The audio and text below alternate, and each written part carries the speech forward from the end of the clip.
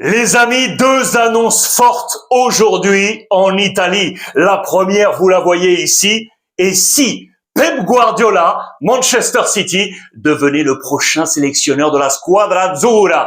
Regardez, c'est à la une de la Gazzetta dello Sport ce matin. Et puis la deuxième info forte, toujours en parlant de l'Italie, on parle en ce moment dans les coulisses de la FIFA d'un repêchage, écoutez-moi bien, d'un repêchage éventuel de la sélection italienne pour la prochaine Coupe du Monde à la place de l'Iran. Il est 16h, heure française.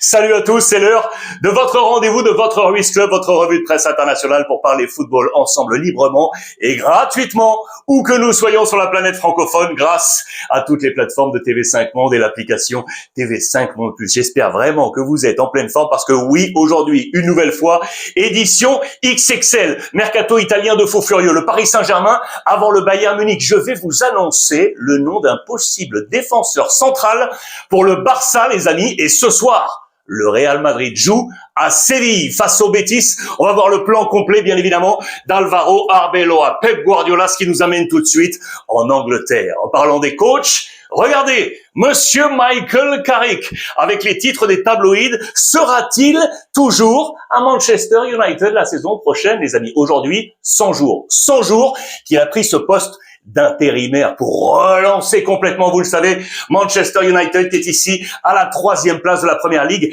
juste derrière la bataille entre City, 70 points, Arsenal, 70 points, mais pour prendre la Ligue des Champions pour la saison prochaine. Et on s'interroge sur cette position de coach. Et regardez les titres en conférence de presse, il a été très très clair. No rush for job I love. Je ne vais presser personne pour éventuellement rester pour ce poste, évidemment que je l'adore, ce poste.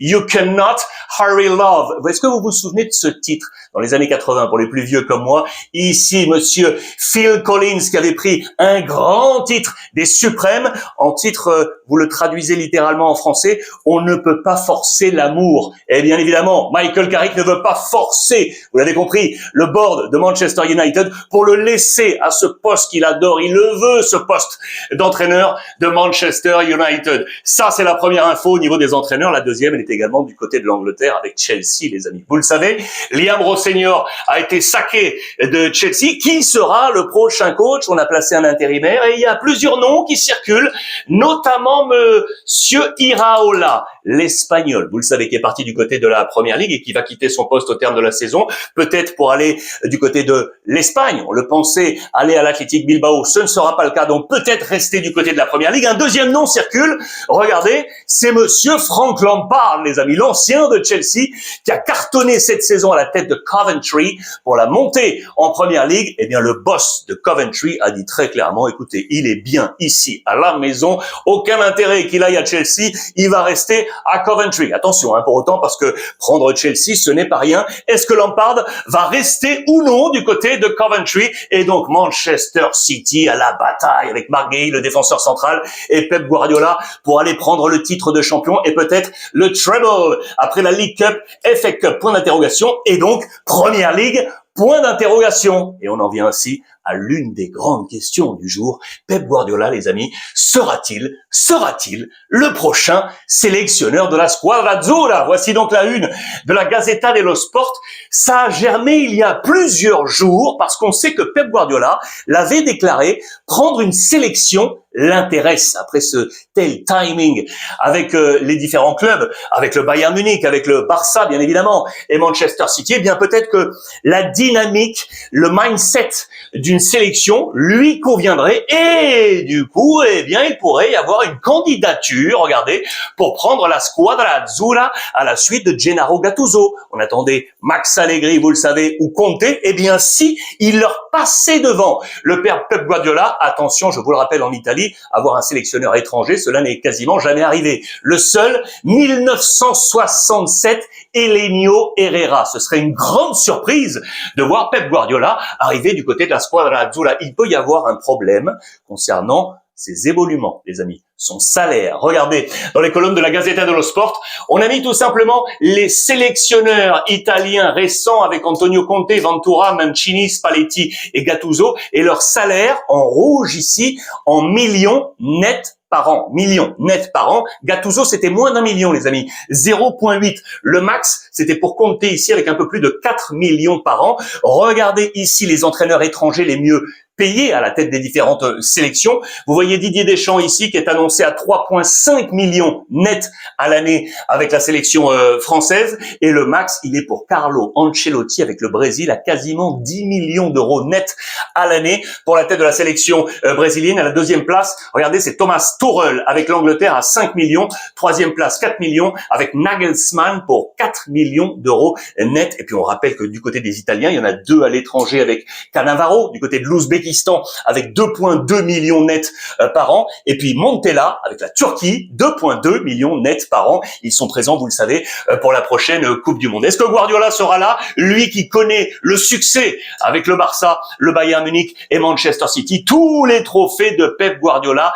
avec peut-être une destinée du côté de la Squadra Azzurra, ce qui serait vraiment pour moi, je trouve, complètement dingue. La deuxième info, elle est très très forte, je vous l'ai annoncé. Regardez, on nous dit que du côté de la FIFA, eh bien on s'interrogerait sur un repêchage éventuel de l'Italie, les amis, pour la prochaine Coupe du Monde. Éliminé, vous le savez, en play-off face à la Bosnie-Herzégovine pour la 3e fois consécutive pour l'Italie. Eh bien, regardez dans les colonnes du Corriere dello Sport, également la Gazzetta dello Sport, on parle bien de repêchage avec point d'interrogation. Pourquoi? Eh bien, parce que Donald Trump, le président américain, avec la Coupe du Monde sur cette terre, n'a pas trop envie de voir l'Iran, avec lequel, vous le savez, il est en conflit, Moyen-Orient, géopolitique, arriver sur cette terre pour jouer la Coupe du Monde. Échange avec Gianni Infantino, le patron de la FIFA, et si, donc, était orchestré un repêchage de l'Italie. Vous pouvez imaginer que du côté de l'Iran, on est très très clair, nous, on va participer à cette Coupe du Monde, on ne veut rien savoir, mais vous le voyez, ça germe depuis quelque temps. Allez me donner votre avis en commentaire, s'il vous plaît, sur les différentes plateformes. Je vous rappelle que le groupe de l'Iran, justement, c'est le groupe G avec la Belgique, l'Égypte et la Nouvelle-Zélande. Ce serait une nouvelle absolument incroyable sur la planète football. L'Italie toujours, avant de filer avec l'Espagne, regardez, c'était le bras de fer, vous le savez, à la Roma entre Gasperini et Ranieri. Eh bien, c'est le coach, c'est Gasperini qui l'a emporté. Ranieri s'en va, les amis. Ranieri quitte l'AS Roma aujourd'hui même. Regardez, la une du Corriere, Edil Romanista. Je salue mon copain Pippo Philippe Genin, le roi de l'Italie, qui m'a envoyé ses différentes presses. On parle de révolution, vous l'aurez compris. Donc, Ranieri s'en va, il était en poste en mode board, lui, l'ancien coach qui avait validé l'arrivée à sa place de Gasperini. Eh bien, c'est lui qui perd cette bataille. On s'entendait à merveille au tout début et puis finalement, il y a eu une rupture petit à petit. Voici la première poignée de main et notamment une rupture parce que Gasperini n'a pas approuvé le mercato de l'AS Rome sur les 2 dernières fenêtres de transfert. Et vous savez que Gasperini a posé ses conditions pour rester éventuellement avec la famille Friedkin, eh bien de ne plus travailler directement avec Ranieri et il voulait un nouveau directeur sportif. L'avenir de Massara n'est pas encore décidé, mais c'est vraiment une affaire à suivre. La famille Friedkin a donc décidé de garder Gasperini, départ de Ranieri, lui qui a passé sa vie au service de l'AS Rome, des passages partout bien évidemment, mais il est né au football entre guillemets avec l'AS Rome. C'est un vrai virage qui s'entame du côté de l'AS Roma. Regardez de l'enthousiasme au gel. Il y a vraiment des papiers absolument partout du côté de la presse italienne. L'effet domino. Les amis, regardez, je vous en avais parlé il y a un petit moment. Et si Francesco Totti, le capitaine emblématique de l'AS Rome, eh bien, revenait à la maison. Cette arrivée avait été gelée par rapport au conflit qu'il y avait ici. Eh bien, la famille Friedkin reprend cette négociation pour faire venir l'enfant prodige de l'AS Rome, le mythe de la Roma. Je vous le rappelle, 786 matchs sous le maillot de la Roma, 307 buts avec un scudetto. Vous vous en souvenez, c'était en 2001. Et donc, Francesco Totti devrait donc revenir. C'est son moment pour revenir du côté de l'AS Rome. Rome qui devrait se délester de Koné, les amis. Regardez le milieu de terrain français qui devrait rejoindre l'Inter pour faire une association Koné Çalhanoğlu au milieu de terrain. Absolument dingue. Regardez justement ce 11 qui se prépare du côté de l'Inter. Il y a plein d'informations ici. Koné en noir, là parce que ce serait un nouveau. Dans ce nouvel Inter, avec Vicario également, le gardien de Tottenham, je vous rappelle. Palestra, je vous en avais parlé pour le couloir droit, qui joue du côté de Cagliari, qui appartient à l'Atalanta. Et puis regardez, un nouveau nom qui circule depuis quelque temps. Il a été formé à la Juventus, à la Next Gen. C'est là qu'il est arrivé en Italie. Aujourd'hui, il évolue du côté de Sassuolo. Notez bien ce nom, Muaremevovic. Regardez, il serait ici, les amis, pour une défense à 3, légèrement sur le côté gauche. Ça peut être très intéressant, ça, du côté de l'Inter, qui aurait également, regardez, dans les colonnes du Corriere dello Sport, un œil sur Leoni, l'Italien, international, l'ancien de Parme, que Milan voulait choper, qui finalement est parti du côté de Liverpool, il s'est blessé, vous le savez, eh bien l'Inter aurait un œil éventuellement également sur Leoni. L'un des deux devrait rejoindre le futur possible champion d'Italie. Ce n'est pas encore officiel. Et puis ce week-end, les amis, on a un match de fou furieux, ce qui va nous permettre de parler mercato. Milan-Juve, ce week-end. Milan-Juve, on découvrira tout à l'heure les compositions d'équipe. Eh bien, regardez, le plan B de la Juve, c'est bien De Gea, les amis. Je vous en ai parlé depuis plusieurs jours maintenant. Le plan A, c'est Alisson, l'ancien de la AS Rome, qui est parti du côté de Liverpool, lui aussi, qui pourrait revenir en Serie A. Mais De Gea est en train de prendre du crédit. Vous savez que Di Gregorio et Perrine, les deux gardiens, sont sur la voie de sortie. Eh bien, regardez De Gea, je vous le rappelle, 35 ans, grosse expérience. Fiorentina aujourd'hui, formé à l'Atlético Madrid, arrivé à Manchester United été 2011 pour 25 millions d'euros. Il y a eu un temps de latence sans club où il cherchait, puis la Fiorentina l'a récupéré, lui qui a atteint une valeur à 70 millions d'euros lorsqu'il était au top. Aujourd'hui, moins de 4 millions d'euros, la valeur marchande aujourd'hui de l'ex-international espagnol. De Gea, qui sera le gardien de la Juve pour la saison prochaine? Une affaire à suivre. Ce qui est sûr, c'est que Spalletti ne veut pas s'arrêter là. Il veut aller de partout dans son mercato, et il veut notamment, les amis, un play, comme on dit en anglais, un homme du jeu, un homme qui va créer le jeu à la Juventus de Turin. Et vous le savez, la priorité numéro 1, c'est lui, Bernardo Silva, bien entendu, qui va quitter Manchester City. Il pourrait être l'homme avanti tutta. On veut aller le chercher. Damien Comolli, le patron, ça y est en appel téléphonique avec les agents pour le faire venir. Mais attention, un deuxième nom serait par là. Regardez, Jachari, vous savez, qui est arrivé à l'AC Milan.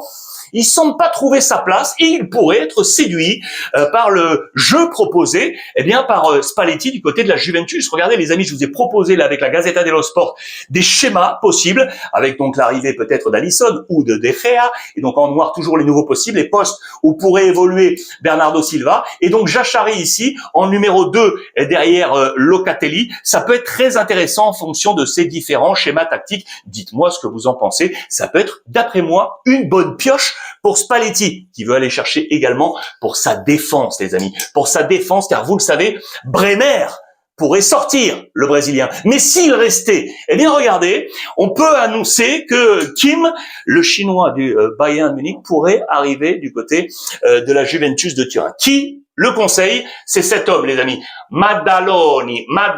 Regardez, c'est lui qui est ici. C'était l'adjoint, regardez bien, de Marcello Lippi, l'Italien qui était, vous le savez, le sélectionneur de la Chine. C'est à ce moment-là que lui, notamment, a repéré Kim et qu'il l'a conseillé et envoyé avec Spalletti à Naples, les amis. Vous suivez l'effet domino? Spalletti a eu Kim, vous le savez, Min-jae du côté du Napoli. Eh bien, aujourd'hui, il pourrait être intéressé pour le récupérer. En tout cas, regardez, Maddaloni nous dit qu'il pourrait faire une paire magnifique avec Bremer. On pourrait donc garder également Bremer du côté de la Juventus de Turin.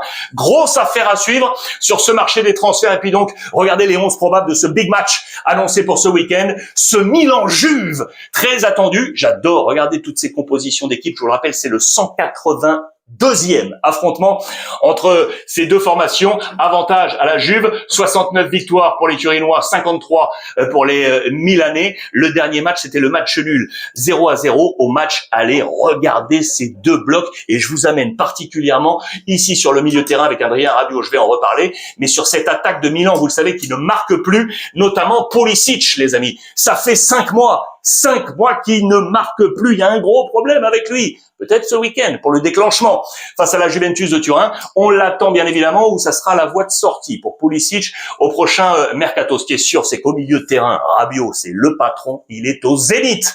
Regardez, c'est le terme utilisé dans les colonnes du Corriere dello Sport. Le français est magnifique. Il est le bonhomme de Max Allegri. Vous le savez, son papa dans le football, comme il l'avait déclaré en arrivant de l'Olympique de Marseille. Ces deux hommes s'étaient connus à la Juve. Il l'adore. Et puis on va peut-être valider également l'arrivée de Goretzka pour donner encore un peu plus de muscle au milieu de terrain, là aussi en provenance du Bayern Munich. En parlant d'ailleurs de Rabiot, l'ancien du Paris Saint-Germain, regardez en parlant du Paris Saint-Germain, et peut-être que Milan, et écoutez bien, peut-être que Milan peut aller chercher Gonzalo Ramos, les amis, puisqu'on a un problème offensif. On cherche des attaquants du côté de Milan. Et il y a deux hommes qui sortent en ce moment du lot, Guirassy du Borussia Dortmund, sauf que là, on demande 60 millions d'euros, alors que pour le père Ramos, eh bien, le Paris Saint-Germain pourrait réfléchir à un prêt, les amis, 45 buts, je vous le rappelle, avec le Paris Saint-Germain. Eh bien, Gonzalo Ramos pourrait, je dis bien pourrait, arriver du côté de l'AC Milan. En parlant du Paris Saint-Germain, et on va vers la Ligue des Champions la semaine prochaine, les amis.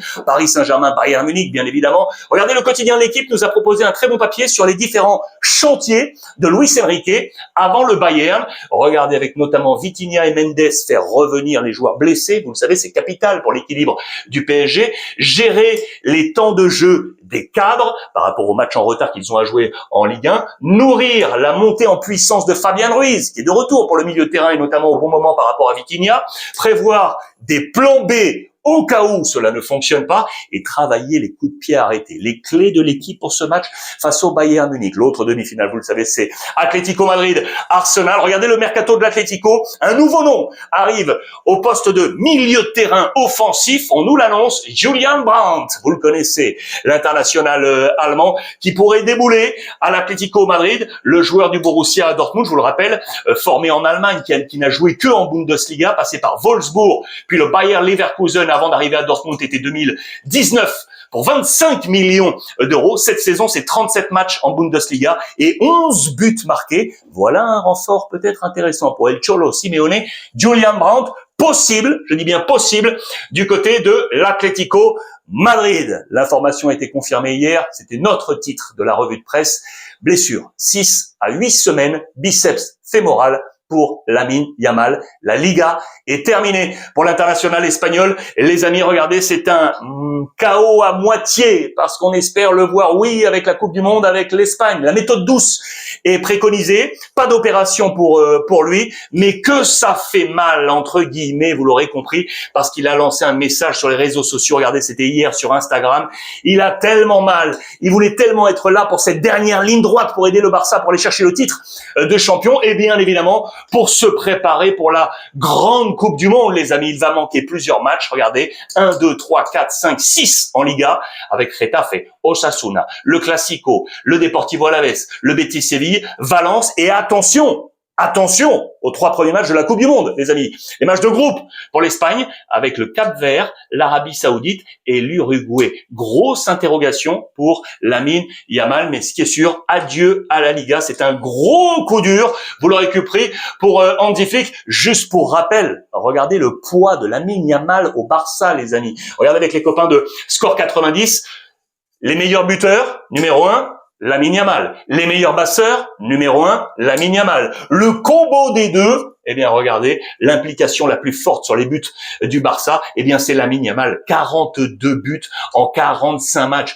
devant Fermin, Rafinha, Rashford et Ferran Torres. Sans Lamine Yamal, ça va être compliqué, les amis. Ça va être compliqué. D'ailleurs, au passage, je voulais saluer un copain là de la communauté Ruiz Club, mon copain Milo Maximovic. Merci, monsieur Milo, qui m'a envoyé ça trouver sur les réseaux sociaux. Ce sont les principaux joueurs qui vont être absents pour la prochaine Coupe du Monde, sauf miracle. Sauf miracle, parce que tout est possible dans le football. Et on pense notamment à, vous le savez, Hugo Ekitike, Liverpool. On pense à Estevao de Chelsea, Serge Gnabry du Bayern avec la sélection allemande. Et puis, bien évidemment, Rodrigo, Real Madrid, Brésil, Carlo Ancelotti, sans Rodrigo, bien évidemment. Comment le Barça va-t-il jouer sans son étoile? Ce n'est pas la première fois. Souvenez-vous de sa pubalgie lors du dernier trimestre, année 2025, et le Barça avait bien réagi. D'ailleurs, ce sera le bon moment peut-être pour Bargi, l'international suédois, de faire ses preuves. Lui qui a besoin de temps de jeu et qui éventuellement pense à partir cet été s'il ne le trouve pas. Peut-il convaincre Hansi Flick avec ses matchs? Reste à savoir si Hansi Flick va bien évidemment le mettre dans ce match, parce qu'Hansi Flick là a tapé du poing sur la table lors des derniers jours. Et regardez, pour les derniers matchs qu'il reste, des messages ont été passés à Lewandowski, Rashford, Casado, Baldé et Araujo. Ces 5 joueurs, les amis, sont en train de baisser dans la hiérarchie temps de jeu. Danzi Flick, je vous explique. Casado, sur les 9 derniers matchs, les amis, 9 derniers matchs, sur 5 d'entre eux, 0 minutes. Ok? Sur les 9 derniers matchs, 5 d'entre eux, 0 minutes. Baldé, eh bien, Cancelo est passé devant.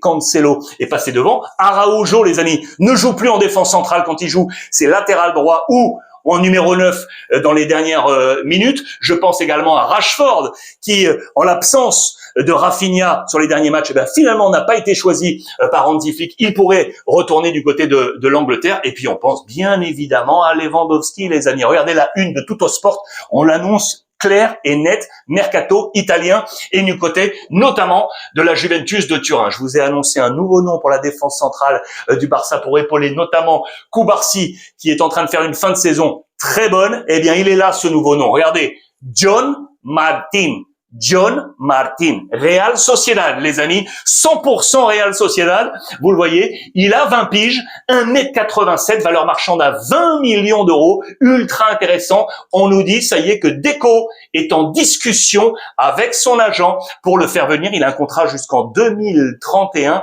Est-ce que John Martin, les amis, sera le nouvel international du Barça? Parce que regardez, depuis les U16, il est absolument partout, 17, 18, 19, 20, 21, international et espoir espagnol, peut-être pour être associé avec Cubarsí. Notez bien ça parce que je pense qu'ils vont le signer. John Martin du côté du Barça, affaire à suivre. Et puis enfin, 2 infos rapides. Barça avant de filer avec le Real Madrid. Vous m'avez posé la question hier sur Frenkie de Jong, sur tous les Hollandais qui étaient passés par le Barça parce que vous le savez, il a battu le record. Il est avec 293 matchs joués avec le Barça, le Hollandais avec le plus grand nombre de matchs, Il a dépassé l'illustre Philippe Cocu, que vous voyez ici, qui était arrivé en provenance du PSV, je vous le rappelle, en 1998. Eh bien, je vous ai trouvé ça, regardez, les 22 Hollandais qui ont joué au Barça. Regardez ces noms parce que vous les connaissez, je pense tous. Koeman, Kluivert, Reisiger, les frères de Boer, Niskens, Cruyff, père et fils, Van Bronckhorst, Ruud Esp, Overmars, Zenden, Bogaard, Witschge, Depay, Van Bommel, Affelay, Silesen, Luc de Jong et monsieur Edgar Davids. C'est quand même du gros gratin passé par le Barça. Et donc le dernier avec ce record, monsieur Frenkie de Jong. La deuxième info rapide avant de filer au Real Madrid, c'est pour saluer une nouvelle fois le football féminin avec le Barça, championne d'Espagne, avec Alexia Putellas, bien évidemment, la Ballon d'Or du Barça qui, avec ce titre, c'est son dixième titre. C'est la plus capée du côté de l'effectif du Barça. Eh bien, l'égal avec Lionel Messi, les joueurs du Barça au plus grand nombre de titres. Et à l'égal de Messi, elle a tout gagné, que ce soit en club avec les trophées majeurs ou en sélection. Et bien évidemment, le Ballon d'Or, Alexia Putellas. Bravo au football féminin du FC Barcelone, Real Betis. On y vient, les amis. Vous êtes pressés ce soir. Real Madrid, Betis Séville, avec le président Florentino Pérez. Regardez la une de Marca, assis sur la chaise d'arbitre de tennis, car vous l'avez peut-être vu, Santiago Bernabéu s'est transformé en cours de tennis pour accueillir les 2 numéros top mondial avec Sinner et Alcaraz. Bellingham est venu taper la balle avec ses 2 champions. Thibaut Courtois était là également. Et donc Florentino Pérez qui va attendre ce match ultra intéressant. C'est ce soir, c'est à Séville, les amis, pour espérer revenir sur le Barça. 2 anciens du Real Madrid de la maison. Regardez, Pellegrini, coach du Betis, qui a été bien évidemment le coach de Florentino Pérez. Et puis que dire de Isco, l'un des métronomes du Real Madrid sous l'ère notamment Zizou, qui est aujourd'hui au Betis Séville. L'importance aujourd'hui pour le Real Madrid, c'est simple. Gagner et prier. Gagner et prier que le Barça, fasse un faux bond. Vinicius sera là, Ferland Mendy, Mastantuono, le plan est ici. On va le voir ensemble. Attention parce que gros coup dur, Militao et Güler sont tombés, blessés. Militao, Güler, blessés. Jusqu'au terme de la saison, très certainement, là aussi, c'est un gros coup dur pour le Real Madrid, qui pourra compter en revanche, bien évidemment, sur Kylian Mbappé. Les amis, regardez, le papier dans les colonnes de l'équipe, très bon. Peuvent-ils cohabiter? C'est toujours la même question sur Mbappé et Vinicius. Pourront-ils rester ensemble? Bien évidemment. Mbappé, je vous le rappelle, qui avait été nommé cette semaine dans le 11 type Marca. Ici, Pedri du Barça et Nico González de l'Atlético. Kylian Mbappé, toujours meilleur buteur en Espagne, 24 buts marqués. Attention à 3 longueurs. Muriqui de Mallorca qui est juste derrière. Mbappé qui trouve sa consolation avec Cristiano Ronaldo, parce que quand Cristiano était au Real Madrid, les amis, il a mis aussi un peu de temps à récolter les résultats de son talent. On pense que ce sera la même chose pour Kylian Mbappé, qui a déjà marqué 41 buts en 40 matchs. Bien entendu, on espère pour lui un 42e but et une victoire face au Betis Séville. À noter au passage au niveau mercato, vous le savez que le Real Madrid veut bloquer le Barça pour aller chercher Victor Munoz, qui évolue du côté de Osasuna. Très clairement, Osasuna dit que l'option de rachat du Real Madrid prévaut sur l'objectif du Barça durant les 3 prochaines années. Là, le Real Madrid a cette possibilité de rachat et de refaire venir Victor Munoz. Affaire à suivre, le Barça est bloqué. Et puis voici pour terminer, comme je vous l'ai annoncé, les 11 de départ probables proposés par Marca, donc sans Courtois, Rodrigo, Militao et Güler. Lunin dans les buts, Hysén, Rudiger, Mendy, Trent, Valverde, Tchouaméni, Camavinga, Bellingham, Vinicius et Kylian Mbappé en face. La formation de Pellegrini. Regardez avec l'ancien du Paris Saint-Germain, Lo Celso qui serait sur le banc. Isco serait sur le banc également. Très belle équipe. J'attends ce match avec énormément d'attentes. J'espère également pour vous. Le Real va-t-il s'imposer et mettre la pression sur le Barça? N'oubliez pas de télécharger l'application TV5 Monde Plus, les amis. Et j'ai un gros big up à envoyer à tous les copains de la RDC, la République démocratique du Congo. Pourquoi? Hier, j'ai eu la chance de rencontrer un phénomène. Franchement, j'adore. C'est monsieur Herman Amissi. Vous le connaissez, stand-up, des shows partout sur la planète. Il porte ce talent africain largement. Et hier, il était ici à Paris du côté des Flammes. Vous le savez, ces récompenses musicales françaises qui sont décernées aux artistes français de la musique, principalement du rap et du R&B. Eh bien, Herman Amissi y était avec son petit micro pour TV5 Monde. Allez retrouver tout ça sur les plateformes de TV5 Monde et l'application TV5 Monde Plus. Et n'oubliez pas d'aller jeter un coup d'œil, bien évidemment, sur toutes les plateformes d'Herman, parce que il est en grand calendrier de shows absolument partout. On a peut-être quelques surprises qu'on va préparer avec Herman, à faire à suivre. Voilà les amis pour ce point complet. Et le dernier de la semaine en ce vendredi. Passez une bonne fin de journée, passez un beau week-end, bon match à vous. Je vous embrasse et profitez des vôtres.